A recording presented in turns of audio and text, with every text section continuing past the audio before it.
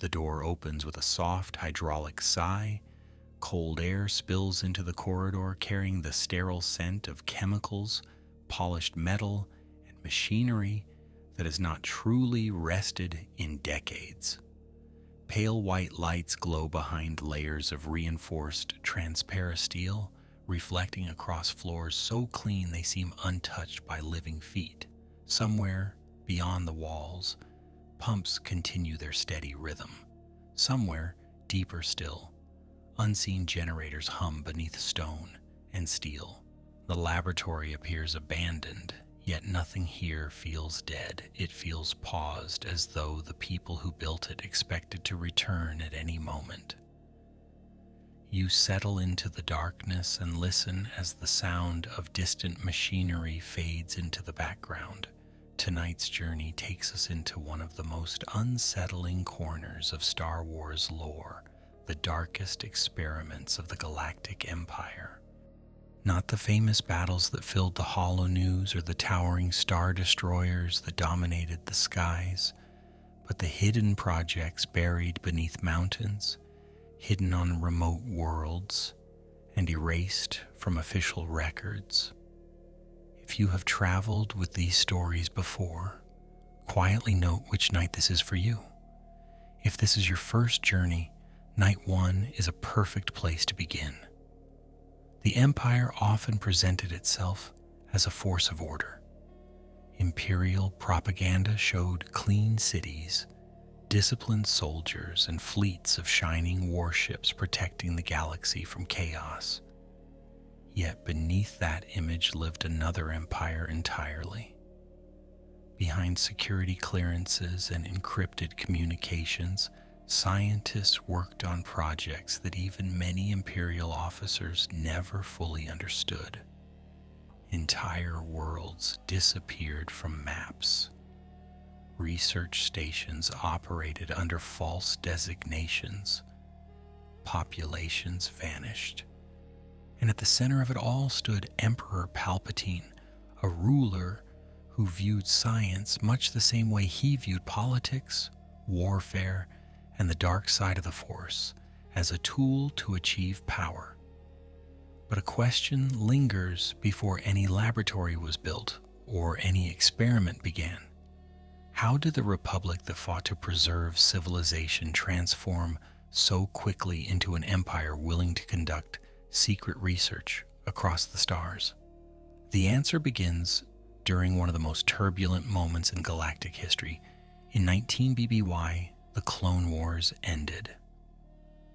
The Jedi Order fell during Order 66.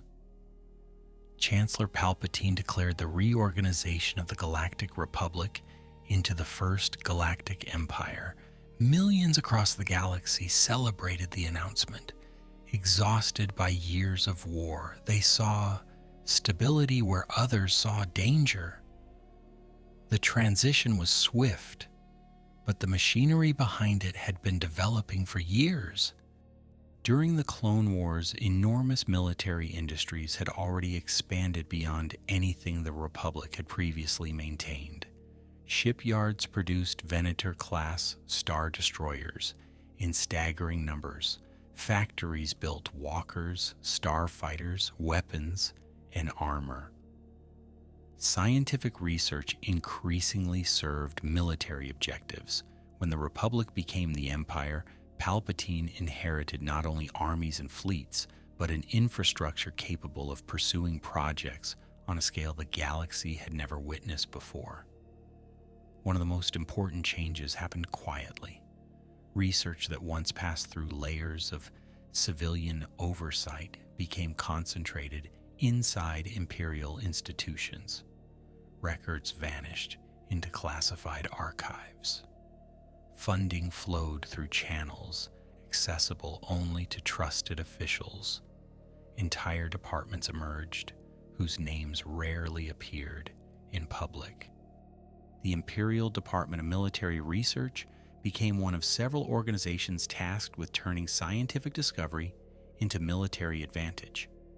To Imperial planners, knowledge itself became a strategic resource. If a weapon could be imagined, someone would be assigned to build it. Why did so many scientists cooperate? The answer is rarely simple. Some believed they were serving peace. Others feared refusing imperial contracts. Many never saw the full picture. A researcher studying energy transmission on one world might never learn that his work would contribute to a superweapon years later. Compartmentalization became one of the Empire's greatest strengths. Information moved through isolated channels. Personnel knew only their portion of a larger design. Even loyal servants often saw only fragments of the machine they helped create. The story of Galen Erso illustrates this reality better than almost any other figure. Long before the Death Star became known throughout the galaxy, Galen was recognized as a brilliant scientist specializing in kyber crystal energy research. His expertise attracted the attention of director Orson Krennic, an ambitious officer overseeing an increasingly important Imperial initiative. Galen did not begin his work intending to help create a planet-killing weapon. Yet step by step, project by project, he found himself drawn deeper into something far darker than he had imagined. His eventual horror became one of the central tragedies depicted in Rogue One. Another World reveals how secretive Imperial science had already become. On the storm-lashed planet of Eadu, hidden among mountains battered by constant rain, the Empire constructed advanced research installations. Massive towers rose from jagged cliffs. Shuttles arrived carrying personnel whose identities remained hidden behind security protocols. Data flowed through encrypted channels. To most citizens of the Empire, Eadu scarcely existed. Yet within those isolated facilities, engineers and scientists worked on projects that would shape the future of the galaxy. There is an irony buried within all of this. Palpatine publicly celebrated reason, efficiency, and technological progress. At the same time, he was secretly a Sith Lord, obsessed with ancient power, prophecy, and immortality. Under his rule, science and dark ambition became intertwined.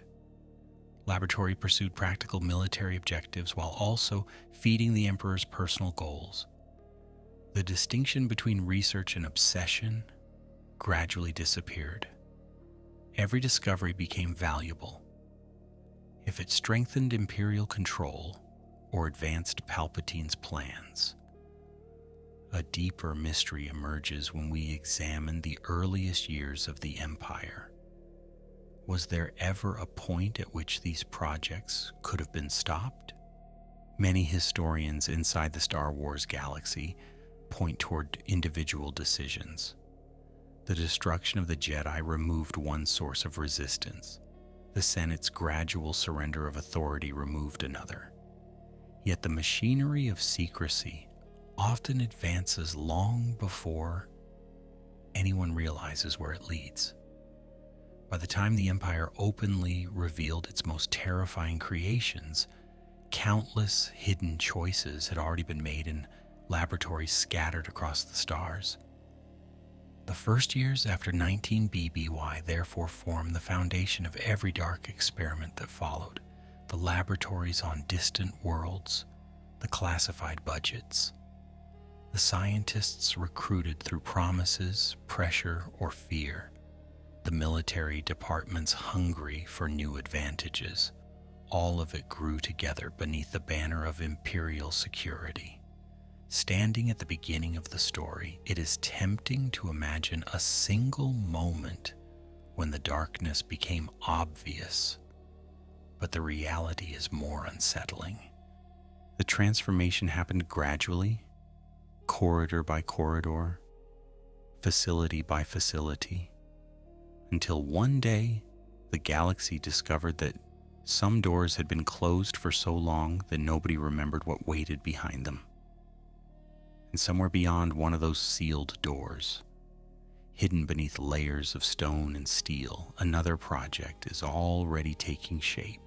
Its name is not yet known to the wider galaxy. Its purpose remains buried beneath classifications and lies. Yet the silence surrounding it feels deliberate, because when the Empire hides something this carefully, the question is never whether it is dangerous. The question is how many lives have already been sacrificed to keep the secret. What was the true purpose of Project Stardust? Was it always intended to destroy entire worlds? Or did it begin as something its creators could still convince themselves was necessary? The question hangs over every stage of the Death Star's development, because the project evolved over decades, crossing political eras and consuming unimaginable resources. By the time the battle station appeared above Scarif and later Alderaan, it had become synonymous with terror. Yet its origins stretch back into the final years of the Republic. Understanding the transformation means following the project from its earliest foundations into the shadows, where secrecy became more important than morality. The first seeds appeared during the Clone Wars. In Attack of the Clones, Count Dooku departed Geonosis, carrying plans for a massive battle station. Those plans eventually reached Darth Sidious, who was secretly Palpatine himself. When the Republic became the Empire in 19 BBY, those concepts no longer existed merely as theoretical designs. Imperial planners began converting them into reality. Under the codename Project Stardust, engineers, scientists, and military officials embarked on one of the largest construction efforts in galactic history. Much of the early work centered on Geonosis. The desert world had already demonstrated extraordinary industrial capabilities during the Clone Wars. Vast foundries stretched across its barren landscape. Factory hives produced war material on a scale few planets could match. Imperial authorities exploited that infrastructure, transforming Geonosis into a center of secret construction. Gigantic orbital frameworks appeared above the planet, visible from space as skeletal structures slowly taking shape against the darkness. The Geonosians themselves became indispensable to the project. Their species possessed an instinctive understanding of large-scale engineering and collective labor. Millions worked on sections of the battle station under Imperial supervision. Yet the Empire never viewed them as partners. They were tools. Their knowledge was valuable only until construction reached a point where their continued existence became inconvenient. That fact would have consequences so severe that even decades later, survivors struggled to understand exactly what happened. At the center of Project Stardust stood a scientific challenge, unlike anything the galaxy had previously attempted.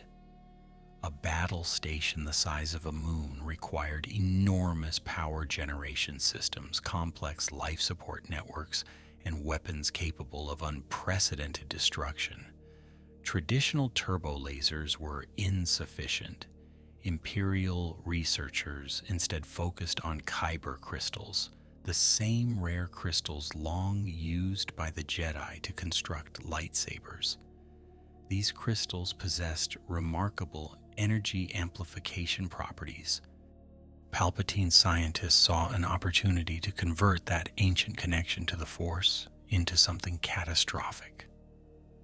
This search led the Empire to worlds sacred to countless traditions.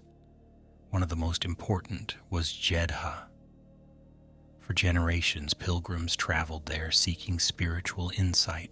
Temples, monasteries, and ancient shrines covered the landscape.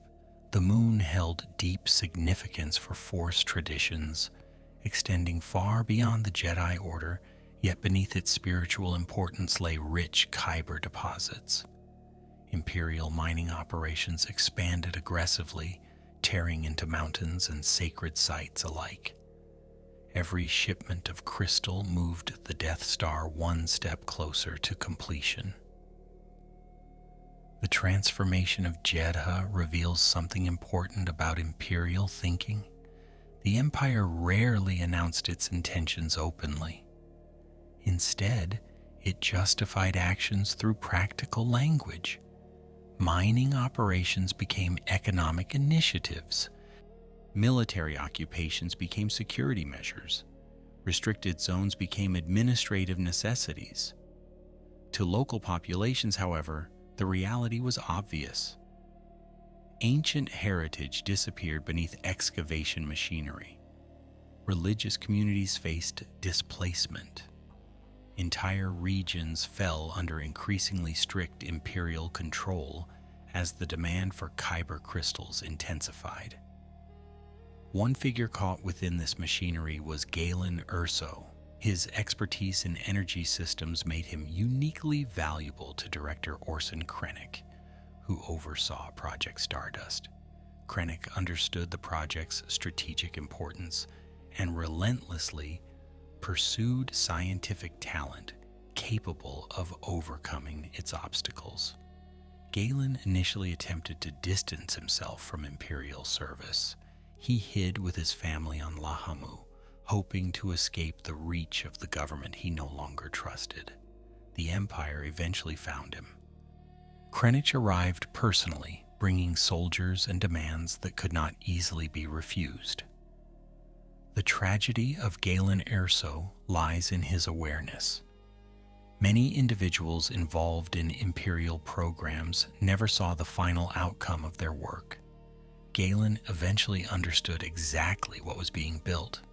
He recognized that his research into kyber energy would become the heart of a superweapon capable of annihilating entire planets. Unable to stop the project directly, he pursued a quieter form of resistance. Years later, he secretly embedded a fatal vulnerability within the Death Star's design, a flaw that would ultimately enable the Rebel Alliance to destroy it during the Battle of Yavin in 0 BBY. Yet before the weakness could matter, the station had to become operational. Construction shifted between multiple sites over the years. The frame grew larger, internal systems multiplied. Personnel numbers expanded into the millions. Entire supply chains stretched across the galaxy. Even among Imperial officers, relatively few understood the full scale of what they were supporting. The battle station became a monument not only to technological achievement but also to bureaucratic secrecy. Thousands contributed to it without ever seeing the completed weapon. Why does this history feel so disturbing compared to ordinary military development? Because Project Stardust was not merely designed to win battles. It was designed to make resistance itself seem impossible. Grand Moff Tarkin later articulated this philosophy clearly. The Death Star represented the doctrine of rule through fear. One demonstration of overwhelming force would, in theory, eliminate the need for countless conventional campaigns. Entire sectors would submit rather than risk destruction. In the Empire's calculations, terror became a governing principle. As the years passed, construction neared completion. Above hidden facilities and isolated worlds, engineers solved technical problems that once seemed impossible. On Iadu, research teams refined systems crucial to the station's operation. Across Imperial territory, resources disappeared into classified budgets. Most citizens never suspected the true destination of those materials. Yet somewhere in deep space, metal frameworks became corridors. Corridors became reactors, and reactors became the beating heart of a weapon, unlike anything the galaxy had ever seen. The terrible irony is that many people involved probably believed they were building security. They lived in a galaxy scarred by war. They remembered separatist invasions, planetary bombardments, and years of uncertainty. The Empire offered a promise, one decisive weapon that would prevent future conflict. But hidden within that promise was a darker truth. Every stage of Project Stardust demanded a willingness to place efficiency above conscience. Every compromise made the next compromise easier. And by the time the weapon finally emerged from secrecy, it had already consumed worlds, resources, and lives on a scale few could fully comprehend.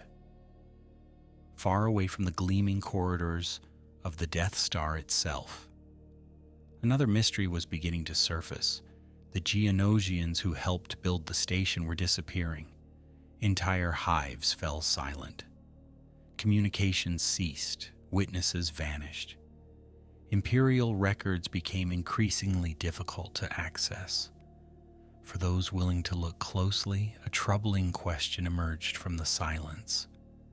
If the Empire was proud of its greatest engineering achievement, why was it working so hard to erase the people who built it?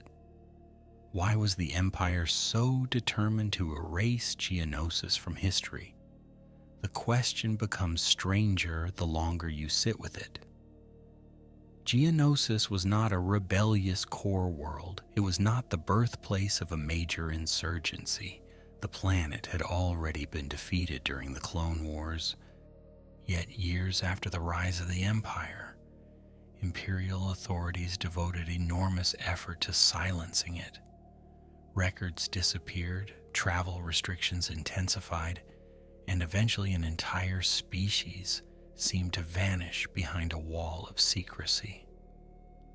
The last time most of the galaxy had paid attention to Geonosis was during the Clone Wars.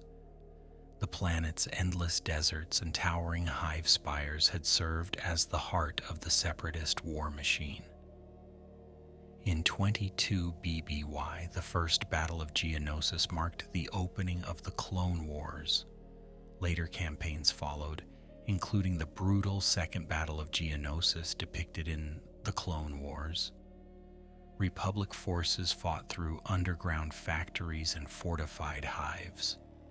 Thousands died beneath red skies choked with dust and smoke. By the war's end, Geonosis had become synonymous with industrial production and military manufacturing. After the rise of the Empire, however, the world took on a different role. Massive sections of the Death Star were constructed in orbit above Geonosis. Imperial supervision intensified. Construction platforms appeared in space. Supply convoys moved constantly between shipyards and restricted zones. Workers vanished behind layers of security. To outside observers, activity seemed unusually heavy, even by Imperial standards. Yet few understood what was being assembled overhead. Then the silence began. Years later, when members of the growing rebellion started investigating Imperial secrets, Geonosis emerged as a troubling anomaly. Information became difficult to obtain.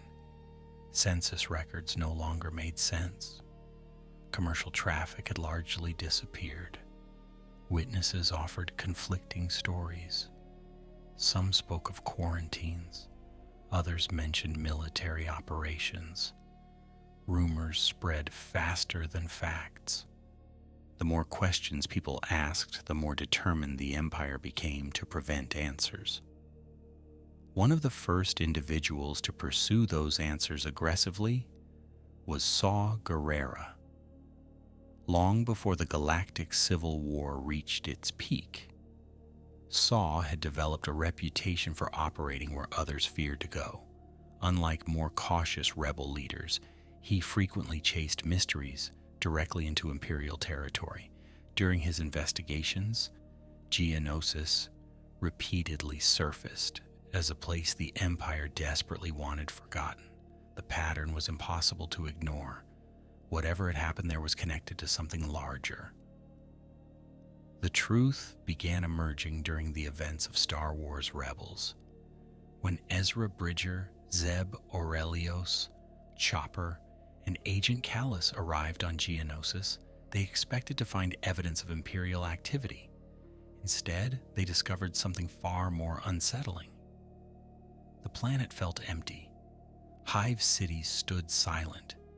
Vast regions showed signs of devastation. There were no bustling Geonosian populations, no functioning industrial centers, no evidence of ordinary life continuing beneath Imperial occupation. Then they found a survivor. His name was Click-Clack. He communicated through clicks, gestures, and behavior rather than spoken basic. At first, his actions seemed confusing. He avoided direct explanations. He moved cautiously through abandoned structures. Yet as the Ghost Crew spent time with him, a heartbreaking reality became clear. Click-Clack was not simply isolated. He appeared to be one of the last surviving Geonosians in existence. An entire civilization had effectively disappeared. Even more revealing was the object he protected above all else. Deep within the ruins, Click-Clack guarded a single Geonosian queen egg. He carried it carefully, hid it when danger approached, returned to it constantly. The behavior transformed the story from a mystery into a tragedy. Geonosian society depended upon queens. Without them, future generations could not emerge. If this egg represented one of the final surviving queens, then Click-Clack was not merely protecting a child, he was protecting the possibility that his species might someday return. The Empire never publicly admitted responsibility. Canon sources deliberately leave certain details incomplete, yet the evidence points in a clear direction. Geonosis was subjected to sterilization. Imperial operations effectively exterminated the native population. The reason appears closely tied to Death Star secrecy. The Geonosians knew too much. They had participated in construction. They had seen portions of the battle station. They understood aspects of Project Stardust that Imperial leadership could not risk exposing. From the Empire's perspective, an entire species became a security threat. This is where the story becomes particularly chilling. The Empire often committed atrocities in pursuit of military objectives. Alderaan would later be destroyed to intimidate the galaxy. Entire populations suffered under occupation. Yet Geonosis represents something slightly different. The planet was not destroyed as a warning. It was erased as evidence. The objective was concealment. The deaths themselves were hidden beneath bureaucratic language, restricted archives, and missing records. Why not simply relocate the population? Why not imprison engineers or impose permanent restrictions? Canon never provides a direct answer. That absence has fueled discussion among fans for years. Many believe Imperial leadership concluded that no containment measure could guarantee silence forever. Others argue that Palpatine's regime increasingly viewed entire populations as expendable once they ceased being useful. Both interpretations fit the behavior repeatedly displayed throughout the Imperial era. Neither makes the conclusion easier to accept. As years passed, the Death Star itself became known throughout the galaxy. After the Battle of Yavin in 0 BBY, its existence was no longer a secret, yet Geonosis remained largely forgotten. Its victims received no great memorial. No Senate hearings investigated what occurred. No official reckoning followed. The world lingered at the edge of galactic memory, a place where the Empire had quietly demonstrated just how far it was willing to go to protect a classified project. And perhaps that is what makes Geonosis so disturbing. The Death Star at least announced its horror openly. Entire worlds witnessed its power. Geonosis was different. Its tragedy unfolded in silence. The factories stopped. The hive cities emptied. The species faded almost unnoticed. Somewhere beneath red desert sands, abandoned tunnels stretched into darkness, while one lonely survivor carried the fragile future of his people through ruins that had once echoed with millions of voices. Yet even as Geonosis faded into obscurity, another Imperial project was already reaching far beyond the lifespan of the Empire itself. Unlike the Death Star, it was not designed merely to destroy enemies. Unlike Geonosis, its victims would not all vanish into forgotten deserts. This experiment pursued something older than politics and more dangerous than any superweapon. It pursued the dream that had obsessed Sith Lords for generations, the defeat of death itself. Did Palpatine begin planning his return long before the Empire fell? The question once seemed impossible. For decades, the Emperor's death aboard the second Death Star appeared final. Darth Vader turned against his master during the Battle of Endor in 4 ABY, casting him into the reactor shaft while the station collapsed around them. Yet modern Star Wars canon has revealed fragments of a much larger story. When those fragments are assembled, they point toward a chilling possibility. Palpatine's pursuit of immortality did not begin after his defeat. It may have been underway for much of his reign. To understand that pursuit, it helps to remember who Palpatine truly was. Publicly, he presented himself as Emperor, politician, and supreme ruler. Privately, he was Darth Sidious, the culmination of a Sith lineage stretching back through generations of masters and apprentices. The Sith were obsessed with power, but not merely political power. They sought mastery over life, death, and the Force itself. As far back as Revenge of the Sith, Palpatine tempted Anakin Skywalker with stories of Darth Plagueis, a Sith Lord who supposedly learned to influence life through the Force. Whether every detail of the tale was true hardly matters. What matters is that Palpatine considered death a problem to be solved. For many years, however, the details remained hidden. The original trilogy offered little indication that secret cloning projects existed. The clues emerged gradually through newer canon stories. In The Mandalorian, viewers encountered remnants of Imperial scientific programs operating years after Endor. In The Bad Batch, even earlier pieces of the puzzle appeared. Conversations about genetic material, Force sensitivity, and classified research repeatedly surfaced around one mysterious objective. Eventually, a name entered the story: Project Necromancer. The title alone is unsettling. Necromancy traditionally evokes the manipulation of death, the attempt to restore what has been lost. Within Imperial records, Project Necromancer remained heavily classified. Even high-ranking officers often lacked complete information. Yet the pieces we do see reveal a program concerned with preserving, transferring, or recreating individuals through advanced genetic science. This was not simply military cloning. The Empire already understood conventional cloning techniques. From Camino, Project Necromancer pursued something much more difficult. One reason lies in the nature of the Force itself.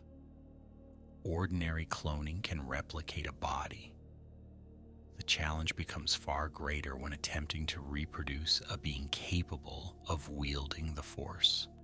Throughout canon, Force sensitivity remains deeply connected to living organisms and their relationship with the Force.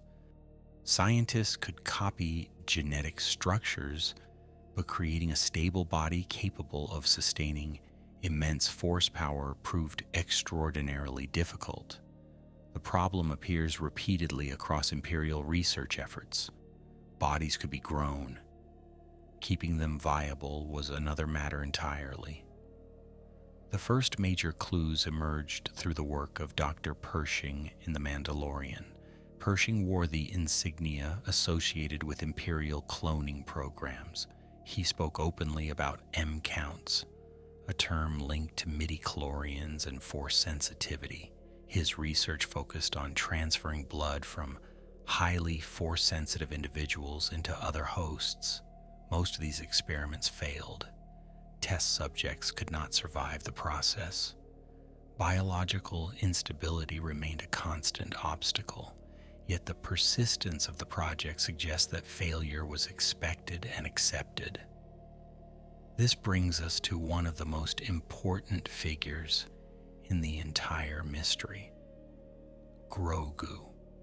Long before Din Djarin became his protector, Grogu attracted intense Imperial interest.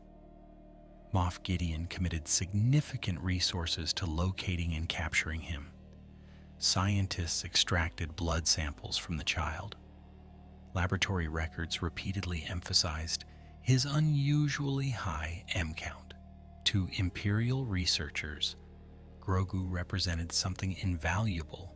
His biology offered data that could potentially solve problems other experiments had failed to overcome.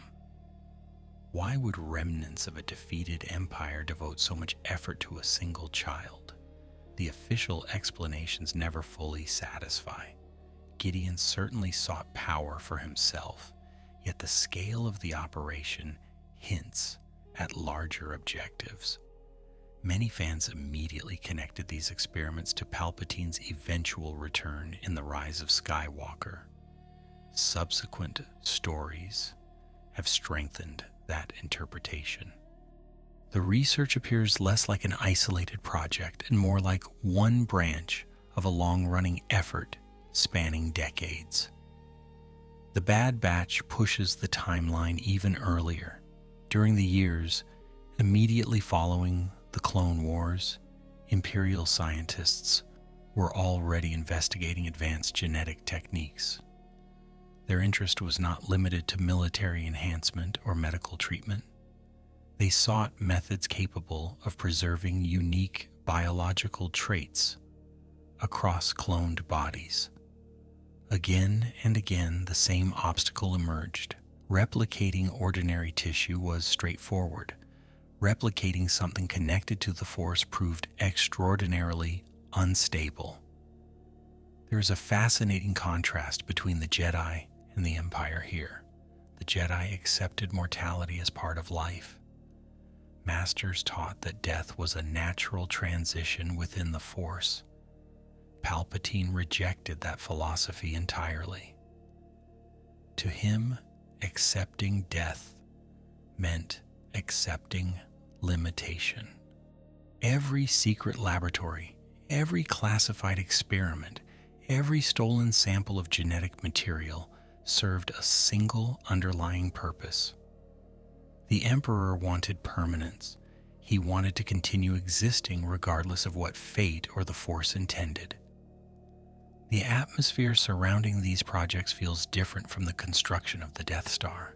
Project Stardust sought domination through fear.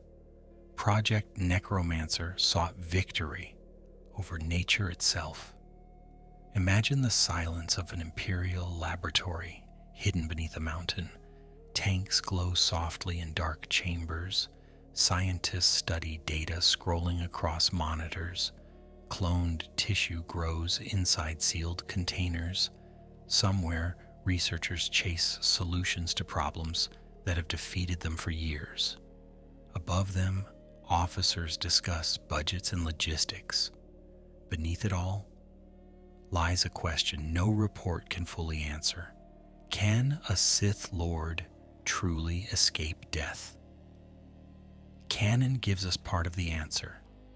By the time of the rise of Skywalker in 35 ABY, Palpatine exists once again on Exegol. His body is damaged, machinery supports him. He is alive, yet clearly not restored in any natural sense. The Emperor himself describes his return only briefly. The details remain intentionally mysterious. What matters is that decades of experimentation produced a result, though an imperfect one. The body survived. The dream endured. Yet Project Necromancer required more than laboratories and scientists. It required subjects. It required genetic material. It required people whose connection to the Force could unlock secrets ordinary biology could not provide. Somewhere in the shadows of Imperial facilities, researchers were already searching for those individuals. Some were willing participants. Others were not. And among all of them, one small child would become the key to understanding just how far the Empire was willing to go in pursuit of immortality. Were Imperial scientists trying to create new Force users, or were they pursuing a single objective hidden behind dozens of separate experiments? The question sits at the heart of some of the strangest research programs revealed in modern Star Wars canon. At first glance, the projects appear disconnected. Blood samples collected from a mysterious child. Genetic studies conducted in isolated facilities. Secret cloning initiatives stretching across decades. Yet the deeper you travel into the evidence, the more these efforts begin to converge around a single obsession. The Empire was not merely studying the Force, it was trying to control access to it. The challenge facing Imperial researchers was immense, even after the destruction of the Jedi Order in 19B BY. Force-sensitive individuals continued to appear throughout the galaxy. The Force itself could not be eliminated through military conquest. Jedi archives had been seized, temples occupied, survivors hunted by the Inquisitorius. Yet none of those actions explained why some beings possessed extraordinary connections to the Force while others did not. For scientists trained to view every mystery as a problem awaiting a solution, that unanswered question became irresistible.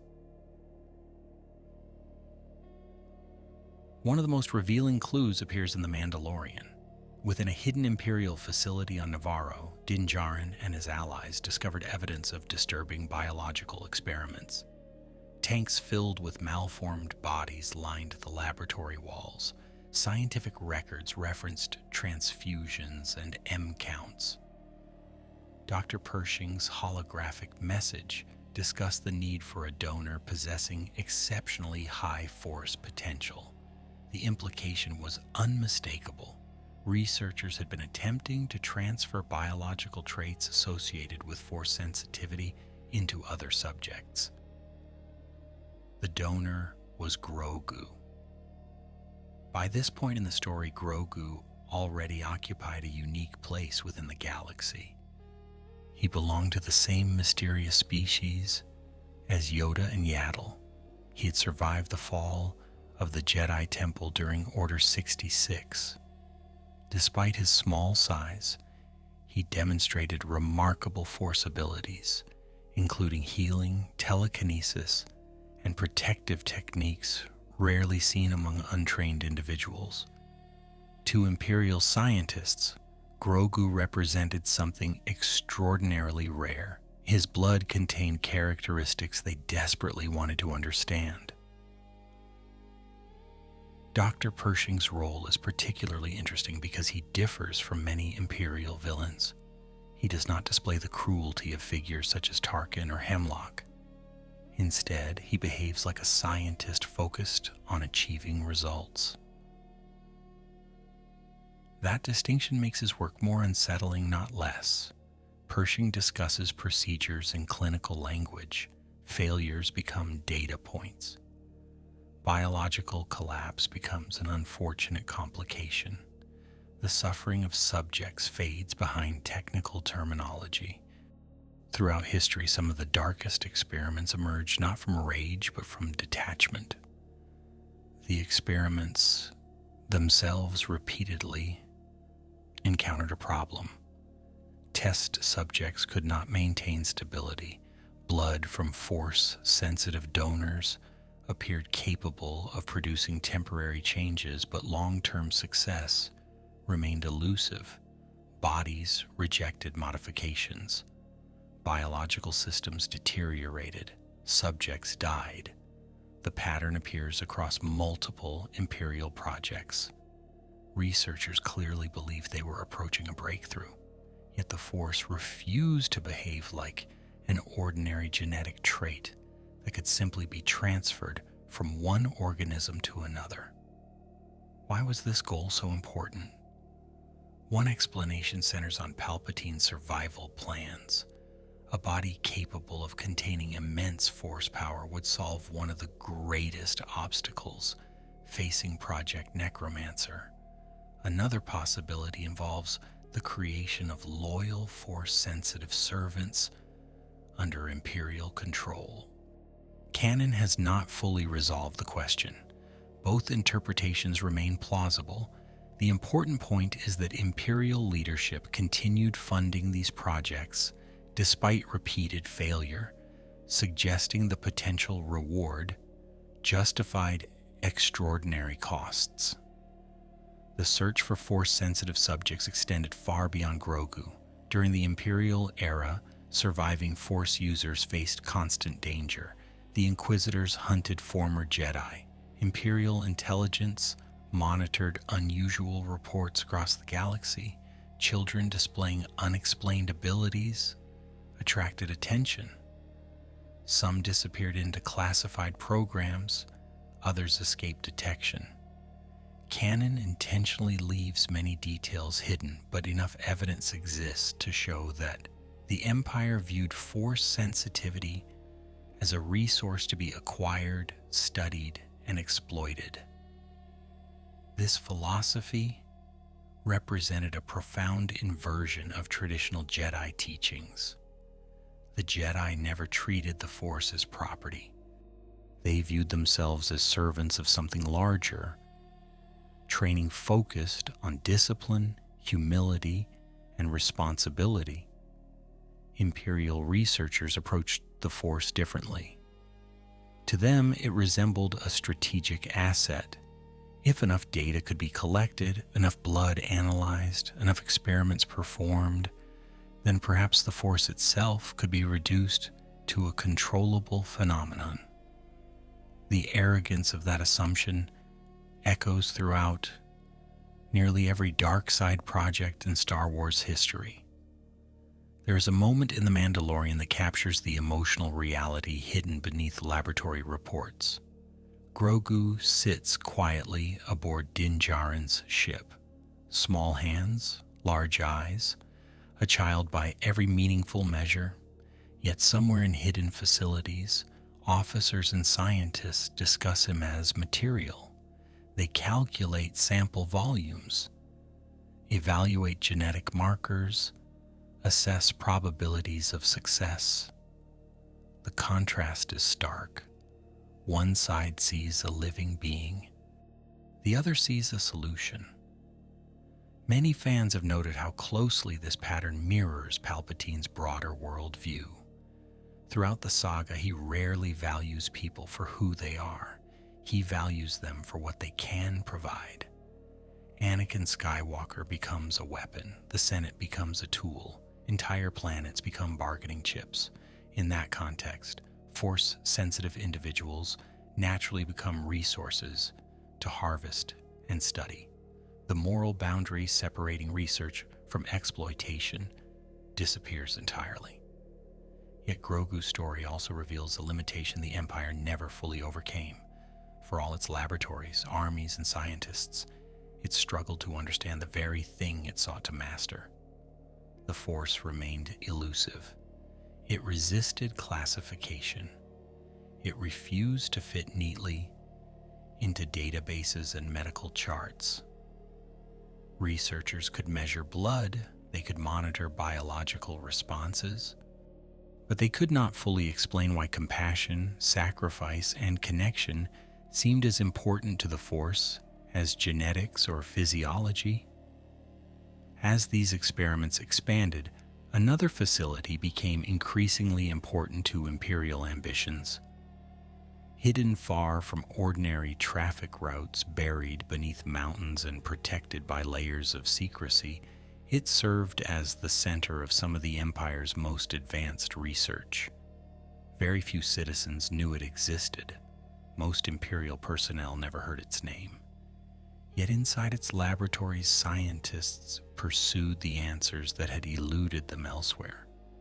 The place was called Mount Tantus, and behind its sealed doors waited some of the darkest experiments of all. Why was Mount Tantus considered too secret even for much of the Imperial military? In an empire already overflowing with restricted installations, hidden prisons, and classified shipyards, Mount Tantus occupied a category of its own. Officers with extensive security clearances knew nothing about its operations. Entire convoys disappeared into its supply network without explanation. Personnel assignments arrived without details. Those who entered often never spoke publicly about what they had seen. The facility was not simply concealed from the galaxy, it was concealed from the Empire itself. Mount Tantus appears prominently in the Bad Batch, but its significance reaches beyond a single series. Hidden on the remote world of Wayland, the facility sat deep within a mountain range far from major hyperspace routes.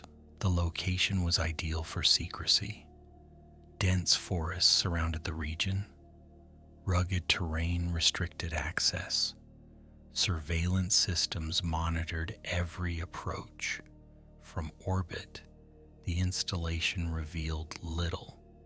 Beneath the surface, however, an enormous research complex stretched through tunnels, laboratories, containment chambers, and secured archives.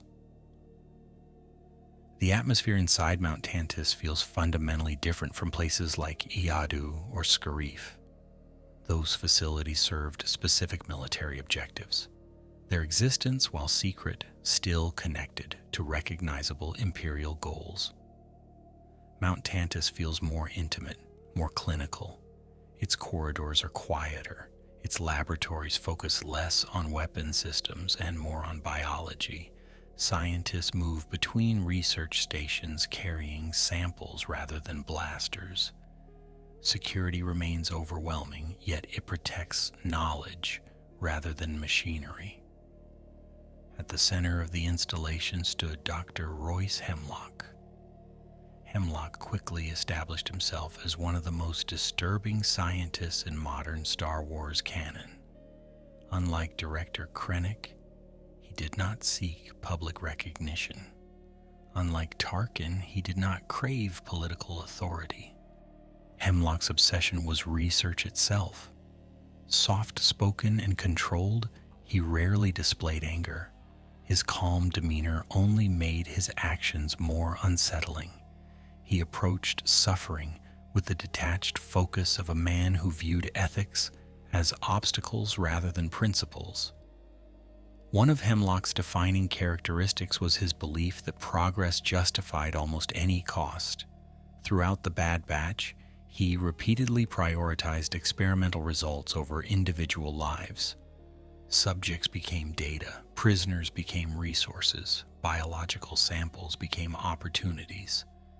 Unlike many Imperial officers, Hemlock did not appear motivated primarily by ideology. He served the Empire because it provided the freedom, funding, and protection necessary to pursue research without meaningful oversight. The facility's importance increased dramatically after the decline of Camino.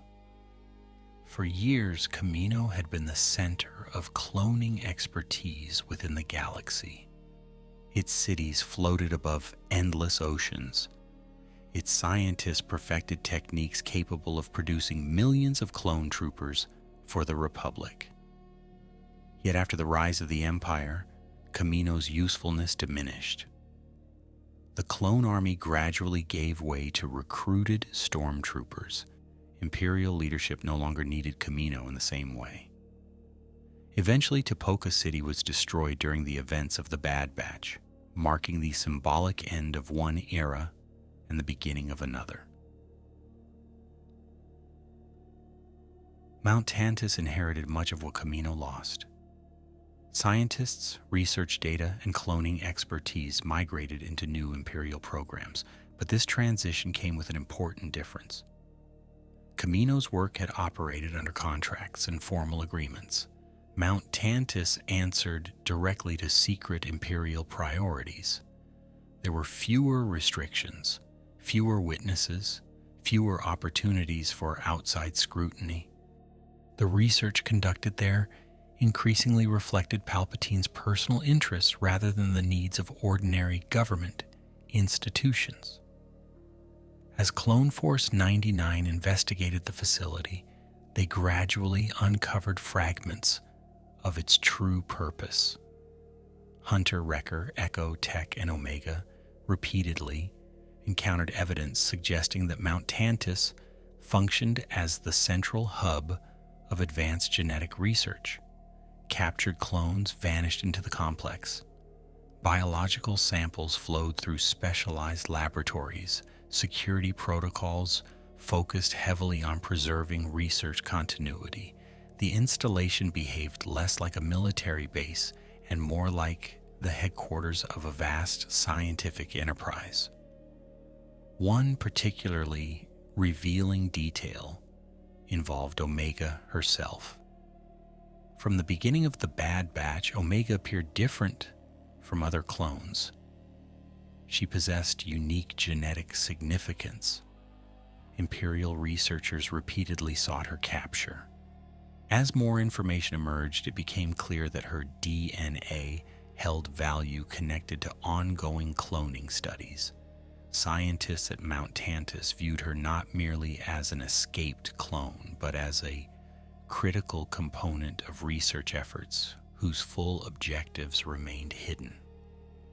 The mystery surrounding these projects deepened because even many personnel inside the facility lacked complete information.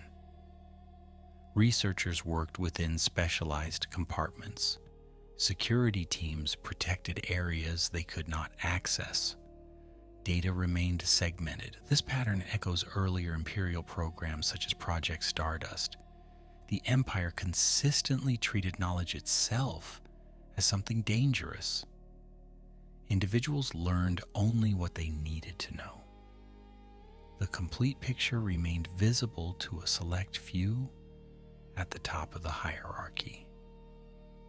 There is a striking image repeated throughout the Bad Batch. Long corridors illuminated by sterile white light, observation windows overlooking laboratories, scientists studying subjects through transparisteel barriers. It evokes the feeling of a place disconnected from ordinary life. Outside the mountain, seasons change. Governments rise and fall. Rebellions spread across the galaxy. Inside Mount Tantus, researchers continue their work beneath artificial lighting, measuring progress in samples collected and experiments completed. Many fans noticed that Mount Tantus occupies an interesting place in Star Wars history because the location also appeared in the older Legends continuity. In the non-canon expanded universe, Mount Tantus served very different narrative purposes involving Grand Admiral Thrawn. Modern canon reintroduced the location but rebuilt its role entirely. Rather than importing the old storyline, Cannon transformed the mountain into the center of imperial scientific research. The shared name creates a fascinating connection between continuities while preserving the distinction between canon and legends. The deeper Clone Force 99 pushed into the facility, the more disturbing the truth became. Mount Tantus was not merely studying clones, it was using them. Former soldiers of the Republic disappeared into its laboratories. Veterans who had fought across worlds such as Geonosis, Umbara, and Anaxes became experimental material. Men bred to defend the Republic now found themselves trapped inside the Empire's most secret research complex. And behind many of those experiments stood Dr. Hemlock, whose ambitions extended far beyond ordinary cloning. The question was no longer what Mount Tantus was hiding. The question was how many clones had already been sacrificed in pursuit of knowledge that even the Empire considered too dangerous to discuss openly. What does it reveal about the Empire that it eventually treated its own clone army as laboratory material? Few groups contributed more to Palpatine's rise than the clone troopers. From the opening battles of the Clone Wars to the execution of Order 66 in 19 BBY, clones fought and died across the galaxy in service to the Republic that became the Empire. They conquered worlds, defeated separatist armies, enforced imperial rule during its earliest years. Yet within a surprisingly short time, many of these same soldiers found themselves discarded, imprisoned, or experimented upon by the government they had helped create. The tragedy begins with the end of the Clone Wars. Clone troopers had been engineered on Kamino using the genetic template of the bounty hunter Jango Fett. They were bred for loyalty, accelerated growth, and military effectiveness. During the war, they became far more than mass-produced soldiers. Through stories in the Clone Wars, audiences came to know individuals such as Captain Rex, Commander Cody, Fives, Echo, and countless others. They developed friendships, personalities, and moral convictions. They became people. That humanity makes what happened next considerably darker. After 19 BBY, the Empire gradually reduced its reliance on clones. Recruited stormtroopers became increasingly common. Cloning programs were scaled back. Veteran clones discovered that years of loyal service no longer guaranteed security or purpose. Some remained within Imperial ranks. Others retired. Some disappeared entirely. The transition was presented as administrative reform. In reality, it left thousands of soldiers vulnerable to exploitation by institutions that no longer viewed them as valuable assets. Mount Tantus became one of the destinations for those who vanished. Under Dr. Hemlock's authority, captured clones were transported to the facility and incorporated into ongoing research programs. Many never volunteered. Some were arrested during resistance activities. Others were seized because of their genetic value. The Empire possessed extensive records on every clone ever created. It knew their capabilities, medical histories, and biological characteristics. What had once been a military database became a catalog of potential experimental subjects. One of the most revealing examples involved Captain Rex and the growing network of clone resistance. By the time of the Bad Batch, Rex had become increasingly aware that former clone troopers were disappearing under suspicious circumstances. He worked alongside allies to locate missing soldiers and investigate Imperial activities. The pattern they uncovered suggested that the disappearances were not random. Specific individuals were being targeted. The Empire was actively collecting clones. Why clones specifically? The answer appears connected to genetics. Clone troopers shared an unusually consistent biological foundation. For scientists, that consistency offered significant advantages. Researchers could compare results across subjects with fewer variables. They could track genetic modifications more precisely. They could study long-term effects within a population whose origins were thoroughly documented. In purely scientific terms, clones represented ideal experimental material. In moral terms, that fact makes the situation even worse. Hemlock's research repeatedly focused on biological manipulation. Some experiments sought ways to preserve genetic traits. Others involved transferring characteristics between subjects. Certain projects connected directly to broader cloning initiatives tied to Project Necromancer. Throughout these efforts, clones became resources rather than individuals. The Empire ignored their service records, sacrifices, and humanity. What mattered was their usefulness. One of the most heartbreaking elements of the Bad Batch is the contrast between how clones view one another and how Imperial scientists view them. Clone troopers refer to each other as brothers. They share memories of campaigns on Christophsis, Umbara, Salukami, and countless other battlefields. They remember fallen comrades. They risk their lives to rescue one another. Inside Mount Tantus, researchers examine those same men through observation windows and medical reports. Brotherhood becomes data. Loyalty becomes a variable. Life becomes an experiment. The story of Crosshair highlights this tension particularly well. Throughout much of the series, Crosshair remains aligned with the Empire, while his former squad rejects it. He witnesses Imperial operations from the inside. He observes how clones are increasingly marginalized. Over time, he comes to understand a difficult truth. The Empire values obedience, but it does not value those who provide it.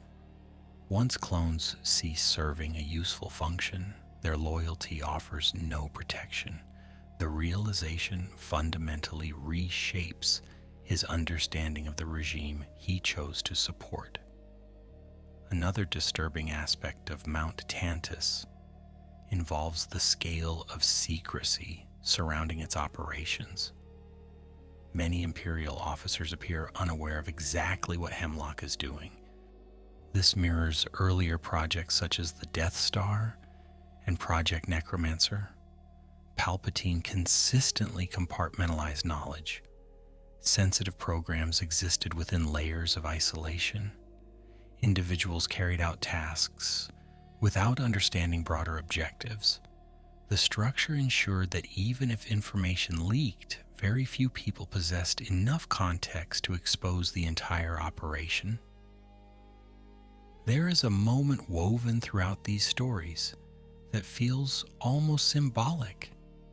The clone troopers were originally created in laboratories. They entered the galaxy through scientific experimentation. Decades later, some found themselves returning to laboratories once again, not as soldiers, but as subjects. The circle feels cruelly intentional. Men who spent their lives fighting for the Republic and Empire alike were reduced to biological assets by the very government they helped build.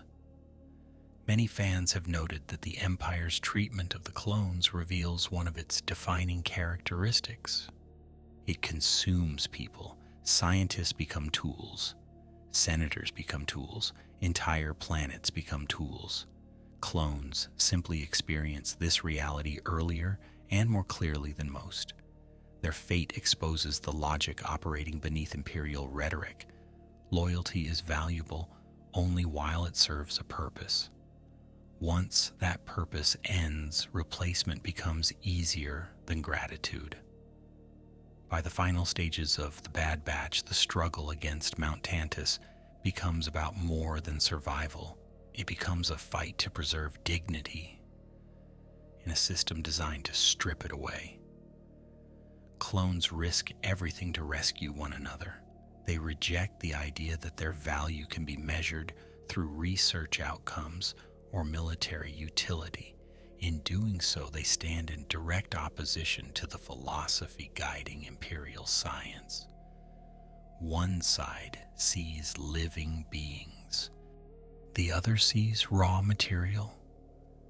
Yet even while Hemlock's laboratories pursued genetic secrets beneath Mount Tantus, other imperial researchers were looking beyond human subjects entirely. Across the galaxy, dangerous creatures attracted military interest. Ancient predators, rare biological specimens, and nearly indestructible life forms became targets for study. Among them was one creature whose existence had already frightened the Republic during the Clone Wars. Palpatine had never forgotten it, and somewhere within classified Imperial archives, plans were being prepared to turn a monster into a weapon. Was the Empire trying to understand nature, or was it trying to replace it with something easier to control? That question emerges repeatedly whenever Imperial scientists turn their attention toward living creatures. Throughout Star Wars canon, the Empire rarely viewed ecosystems with curiosity alone. Worlds became resource deposits. Animals became assets. Biological mysteries became military opportunities. If a creature possessed unusual strength, resilience, or destructive potential, Imperial researchers inevitably asked the same question: how can this be weaponized? The pattern stretches across multiple projects and decades. Imperial survey teams cataloged dangerous species throughout the galaxy. Military departments examined environmental hazards, not simply to avoid them, but to exploit them. Remote worlds served as testing grounds for biological studies. Some of these efforts remain only partially documented in canon, glimpsed through brief references and classified records. Others occupy the center of entire storylines.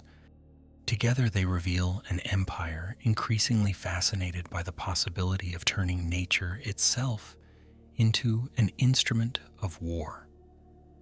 No creature illustrates this obsession more clearly than the Zillo beast. The story begins during the Clone Wars on the world of Malastare. Beneath the planet's surface, Republic efforts to secure fuel resources triggered an unexpected discovery. A gigantic reptilian creature emerged from underground depths. The Zillo beast towered over military vehicles. Its scales resisted conventional attacks. Clone troopers, Republic commanders, and local leaders quickly realized they were dealing with something unlike any known battlefield threat. The creature seemed almost unstoppable. What made the Zillo beast particularly significant was its armor. During the events depicted in the Clone Wars, repeated attacks demonstrated that its scales possessed extraordinary resistance to weapons fire. Tanks struggled to harm it. Heavy bombardment achieved limited results.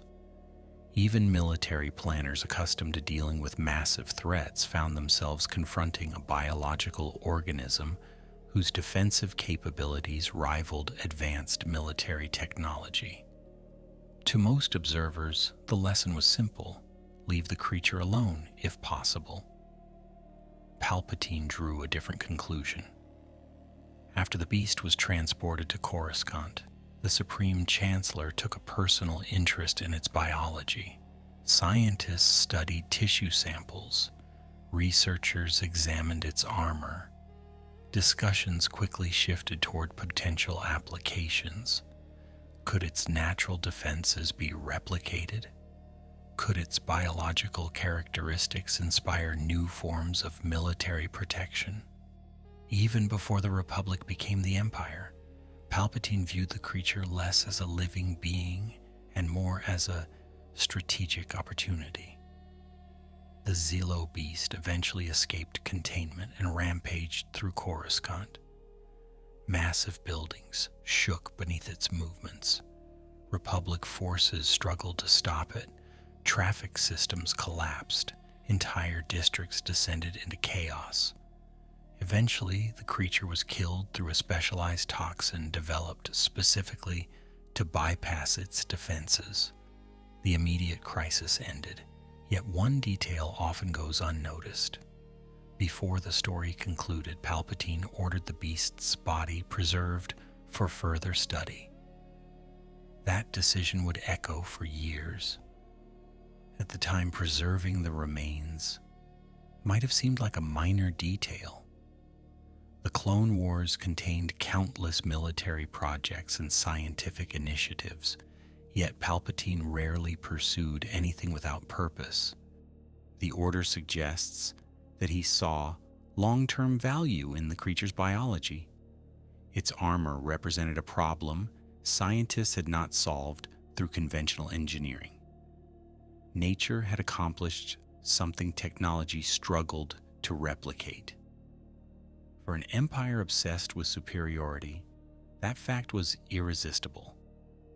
Modern canon expanded this storyline significantly through the Bad Batch.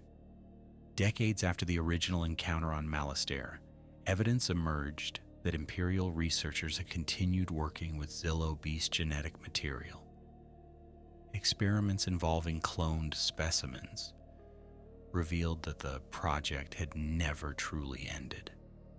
Scientists were still attempting to unlock the secrets hidden within the creature's biology.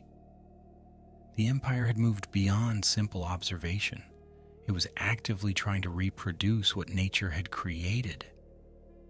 The implications are fascinating. Throughout Star Wars history, Imperial engineering often seeks dominance through machines. Star destroyers, TIE fighters, superweapons. The Zillo Beast project points toward a different philosophy. Instead of building stronger armor, researchers studied living armor. Instead of designing entirely artificial systems, they investigated whether biological traits could be copied, transferred, or integrated into military applications. The boundary between biology and technology began to blur. There is also an unsettling connection between the Zillo Beast program and other Imperial experiments. The same mindset appears repeatedly. Researchers examine something rare and powerful. They isolate useful characteristics. Ethical concerns become secondary. The original organism becomes less important than the data it provides. Whether dealing with Grogu's blood, clone genetics, or a gigantic predator from Malastare, the process remains remarkably consistent. Value is measured through utility rather than life. Many fans have speculated about exactly what Palpatine hoped to achieve through continued Zillo Beast research. Canon does not provide a definitive answer. Some theories suggest the Emperor envisioned stronger armor for military forces. Others propose connections to advanced cloning initiatives or experimental biological engineering. These remain theories, not confirmed facts. What is confirmed is that the Empire invested resources into studying and reproducing the creature long after ordinary military planners would have considered the project complete. The story carries a deeper irony as well. The Zillo Beast was dangerous, because it evolved naturally over immense stretches of time. Its resilience emerged through processes far older than the empire itself. Yet imperial scientists behaved as though every mystery could eventually be broken apart, cataloged, and replicated. Again and again, the empire assumed that understanding something granted ownership of it. Again and again, reality proved more complicated. As the years passed, imperial biological research expanded beyond creatures and genetic studies. Secret facilities continued operating far from public scrutiny. Prisoners disappeared into classified programs. Laborers vanished into detention systems. Entire populations lost track of friends and family who were taken away and never returned. Some experiments focused on science, others focused on control.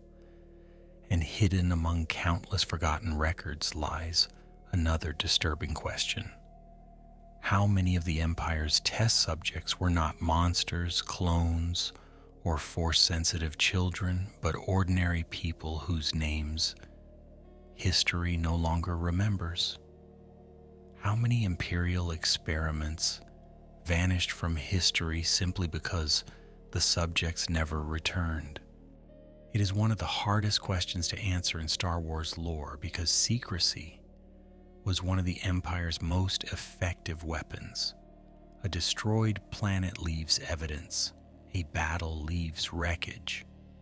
A vanished prisoner often leaves nothing at all. Across thousands of worlds, people disappeared into detention systems, labor camps, interrogation facilities, and classified installations. Some were political dissidents. Others were suspected rebels. Many were simply unlucky enough to attract the attention of a government that increasingly viewed individual lives as expendable. The series Andor provides one of the clearest windows into this machinery.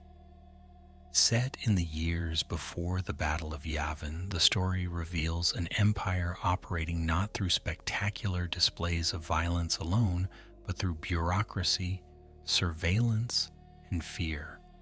After the Aldhani heist, Imperial authorities dramatically expanded security measures throughout the galaxy. New regulations increased arrests. Sentences became harsher. Entire populations found themselves subject to intensified monitoring. The result was a system capable of feeding enormous numbers of prisoners into Imperial institutions. One of the most memorable examples appears at Narkina 5. Cassian Andor, arrested under a false name, is sentenced to forced labor in an Imperial prison complex. The facility is sterile and efficient. White floors reflect harsh lighting. Prisoners assemble mechanical components under constant supervision. Electrified floors enforce discipline. Every movement is measured. Every action contributes to Imperial production. What initially appears to be an ordinary prison gradually reveals itself as something more disturbing, a factory disguised as a correctional institution. The horror of Narkina 5 lies in its logic. Prisoners are told that compliance will eventually lead to release. Work hard enough, obey regulations, and freedom awaits. Then the truth emerges. Administrative failures and deliberate deception keep inmates trapped within the system. Some are simply transferred between facilities instead of being released. The Empire does not merely punish people, it extracts value from them. Human beings become another resource feeding larger Imperial projects. Canon never explicitly states that prisoners from facilities like Narkina 5 were routinely used in scientific experiments, yet the broader pattern invites uncomfortable questions. We know the Empire operated secret research installations. We know it conducted classified biological programs. We know it transported individuals through networks hidden from public oversight. In a regime already willing to erase geonosis, exploit clones, and harvest genetic material from Force-sensitive subjects, the possibility of human experimentation feels disturbingly consistent with established behavior. The structure of imperial governance made such abuses easier to conceal. Information moved through layers of compartmentalization. A prison administrator might know nothing about the destination of transferred inmates. A transport officer might never learn why specific prisoners were requested. Scientists might receive subjects identified only by serial numbers. Each participant understood a small portion of the process. Very few possessed enough information to see the entire system. This pattern appears repeatedly across imperial history. The psychological dimension is equally important. Totalitarian governments often depend upon distance. The farther decision makers remain from consequences, the easier harmful policies become. An officer reviewing transport manifests sees statistics rather than individuals. A scientist examining biological data sees results rather than suffering. The Empire excelled at creating this distance. Bureaucratic language transformed human beings into categories, assets, variables, and security concerns. Moral responsibility dissolved beneath layers of procedure. Yet the darkest imperial experiment may not have been any individual project. It may have been the attempt to reshape the galaxy itself through fear. The Death Star demonstrated this philosophy openly. Narkina 5 embodied it quietly. Citizens learned that resistance carried consequences. Families learned that questions could be dangerous. Entire communities adjusted their behavior because uncertainty became a constant presence. The Empire effectively conducted a social experiment across millions of worlds, testing how much control could be achieved through intimidation. But even as the galactic civil war intensified, Palpatine's attention increasingly drifted beyond the known galaxy. Secret observatories appeared in remote regions. Unusual expeditions traveled into unexplored space. Researchers and navigators received assignments tied to locations absent from ordinary star charts. The Emperor seemed fascinated by territories most citizens never discussed. To many observers, these activities appeared disconnected from ongoing conflicts. In reality, they pointed toward the final stage of his long-term ambitions. Why was Palpatine so interested in the unknown regions? The area beyond the edges of mapped hyperspace routes had always possessed a reputation for danger. Unstable gravitational anomalies, hidden worlds, and unpredictable navigation conditions made travel extraordinarily difficult. Even the Republic had never fully charted vast portions of the region. Yet Palpatine invested considerable resources exploring it. Secret observatories such as those seen on worlds like Jakku gathered information about routes and phenomena hidden beyond the known frontier. The answer becomes clearer when we examine Exegol. Hidden deep within the unknown regions, the ancient Sith world remained concealed from the wider galaxy for generations. Storms filled its skies, massive statues loomed over dark landscapes. Beneath the surface, vast facilities supported fleets, laboratories, and cloning operations. By the time of the rise of Skywalker in 35 ABY, Exegol housed the Sith Eternal, and the infrastructure supporting Palpatine's survival. None of that appeared overnight. Decades of preparation preceded it. This realization changes how we view many earlier experiments. Mount Tantus, Project Necromancer, Force-sensitive blood research, advanced cloning efforts, these were not isolated initiatives scattered randomly across Imperial history. They were components of something larger. While admirals fought rebels and governors managed sectors, Palpatine pursued a future extending beyond the Empire itself. He anticipated defeat. He planned for continuity. His scientists were not merely preserving a government, they were preparing the foundations of a successor. The irony is striking. The Empire portrayed itself as permanent. Its monuments were enormous. Its fleet seemed endless.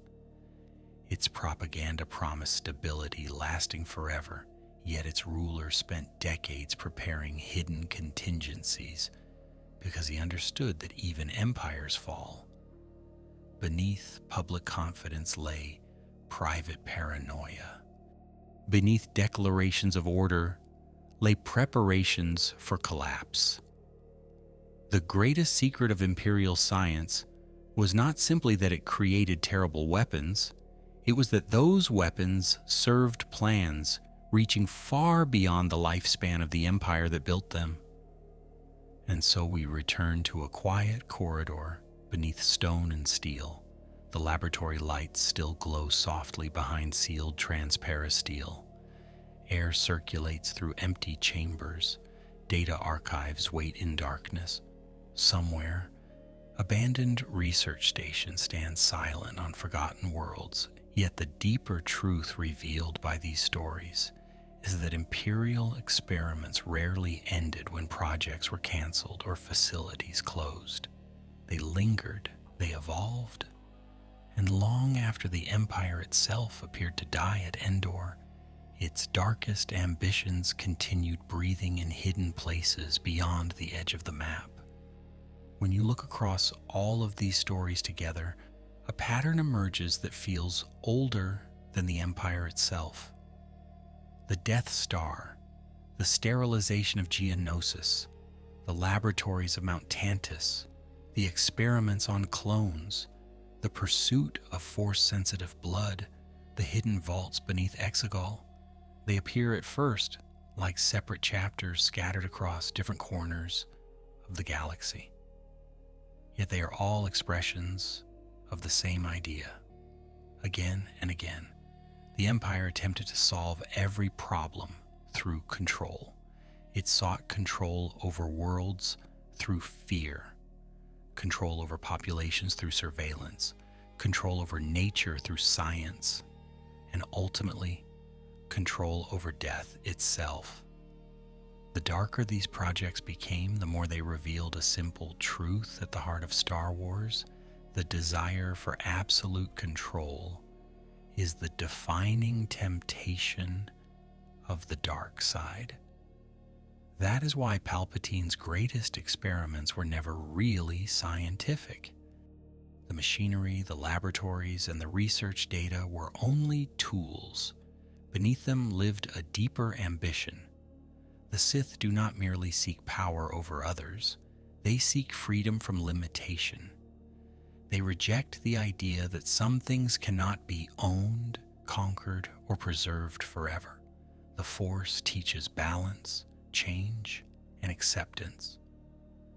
Palpatine spent his entire life fighting those principles. Every secret project became another attempt to impose his will upon realities that refused to obey him.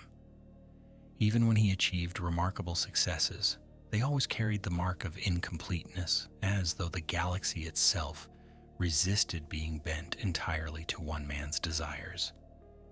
The fate of the clones illustrates this especially well. Created in laboratories engineered for war and treated as assets by governments, they nevertheless became individuals. They formed friendships. They developed loyalties. They made choices. The Empire viewed them as biological material because it could not fully understand their humanity. The same mistake appears in its treatment of Grogu, the Geonosians, and countless prisoners whose names never entered official records. Imperial science often succeeded in measuring bodies, but it repeatedly failed to understand lives. It could catalog genetic markers, yet it could not quantify courage. It could study blood samples, yet it could not predict sacrifice. There is also a strange thread of hope running through these stories. The Empire possessed nearly unlimited resources. It commanded fleets, armies, laboratories, and entire sectors of the galaxy. Yet some of its most important projects were ultimately undone by individuals. Galen Erso quietly placed a flaw inside the Death Star. Clone troopers refused to abandon one another. Rebels carried forbidden information across impossible distances. Din Djarin protected a child the Empire desperately wanted to possess. Time and again, personal choices disrupted plans that had consumed decades of preparation. The saga repeatedly suggests that compassion is harder to eliminate than tyranny expects. Perhaps that is why so many Imperial experiments feel haunted. Not because of monsters and tanks or secret chambers beneath mountains, but because every project contains evidence of a fundamental misunderstanding. Palpatine believed life could be reduced to power. His scientists believed mystery could be reduced to data. His officers believed fear could secure obedience forever. Yet the Star Wars galaxy consistently moves in another direction. People continue choosing loyalty over survival, hope over certainty, and freedom over security. The Empire's laboratories produced extraordinary technologies, but they never discovered a way to extinguish those impulses. And so, as the story settles into silence, you find yourself back where it began. The laboratory corridor remains empty. White lights reflect across polished floors. Air circulates softly through vents hidden in the walls. Somewhere beyond sealed doors, forgotten machines stand motionless in the dark. The scientists are gone. The Empire is gone. Yet for a moment, you can almost hear the distant hum of generators beneath stone and steel, fading slowly into the quiet, as though the last echoes of those experiments are finally drifting to sleep.